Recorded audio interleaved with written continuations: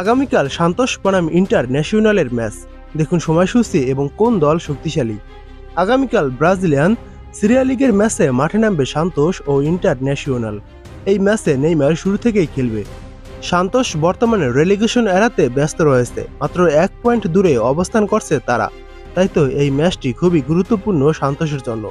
বর্তমান পারফরমেন্স অনুযায়ী এই ম্যাচটিতে একটি পার্সেন্টেজ প্রকাশ করা হয়েছে, যেখানে দেখা যাচ্ছে ইন্টারন্যাশনালের এই ম্যাচটি জেতার চান্স রয়েছে 43%, ম্যাচটি ড্র হওয়ার চান্স রয়েছে 29% এবং ম্যাচটি সান্তোসের জেতার চান্স রয়েছে মাত্র 28%।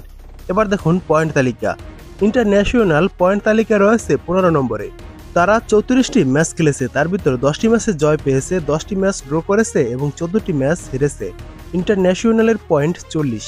তারা এই 34টি ম্যাচে প্রতিপক্ষের জালে গোল দিয়েছে 39টি। বিপরীতে সান্তোস রয়েছে পয়েন্ট তালিকায় 16 নম্বরে। তারা 34টি ম্যাচ খেলেছে, তার ভিতর 9টি ম্যাচ জয় পেয়েছে, 10টি ম্যাচ ড্র করেছে এবং 15টি ম্যাচ হেরেছে। সান্তোসের পয়েন্ট 37। সান্তোস এই 34টি ম্যাচে প্রতিপক্ষের জালে গোল দিয়েছে 35টি।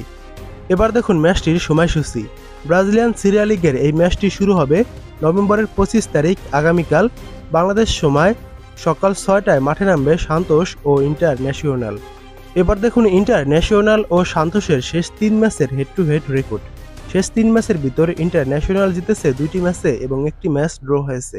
ম্যাচগুলো যেমন ছিল: প্রথমবার দেখা হয় 2023 সালে, তখন 1-1 গোলে ড্র করে ইন্টারন্যাশনাল ও সান্তোস।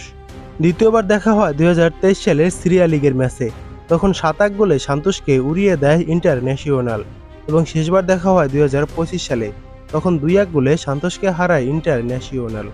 এবার দেখুন সান্তোস ও ইন্টারন্যাশনালের শেষ 5 ম্যাচের রেকর্ড।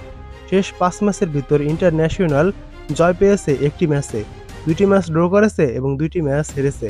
বিপরীতে সান্তোস শেষ 5 ম্যাচের ভিতর 1টি ম্যাচে জয় পেয়েছে, 2টি ম্যাচ হেরেছে এবং 2টি ম্যাচ ড্র করেছে।